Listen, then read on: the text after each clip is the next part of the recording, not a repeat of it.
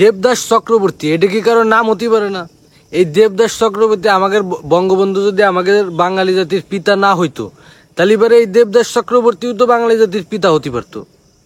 খালি যে বঙ্গবন্ধুই বাঙালি জাতির পিতা হবি এরকম কোনো সম্ভাবনা তো নাই।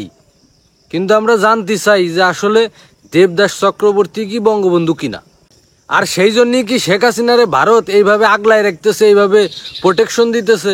সেই জন্যই কি না এরকম যে দেবদাস চক্রবর্তীর মেয়ে হচ্ছে শেখ হাসিনা?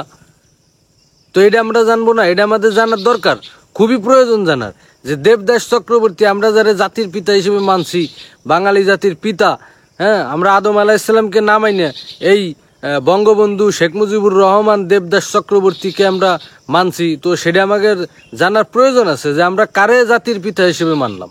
পুরো একটা দেশের একটা জাতির একটা পিতা, সেই পিতার নামে এই ধরনের কথা যে সে হচ্ছে জারজ সন্তান, সে জারজ সন্তান এটা প্রমাণ করতে হবে। আবার সে যে জারজ সন্তান না এটাও প্রমাণ করার প্রয়োজন আছে। শেখ হাসিনা এখন পলাইছে ভারতে, ভারতে পলাইয়ে সে এই ব্যাপারে তার প্রমাণ করা উচিত। যদি সে এটা প্রমাণ করতে পারে তাহলে এবারে দায়িত্ব নিয়ে তারে বাংলাদেশে ফিরিয়ে আনা হবে। কয়দিন আগেও শেখ হাসিনা কইছে যে শেখ হাসিনা পলায় না।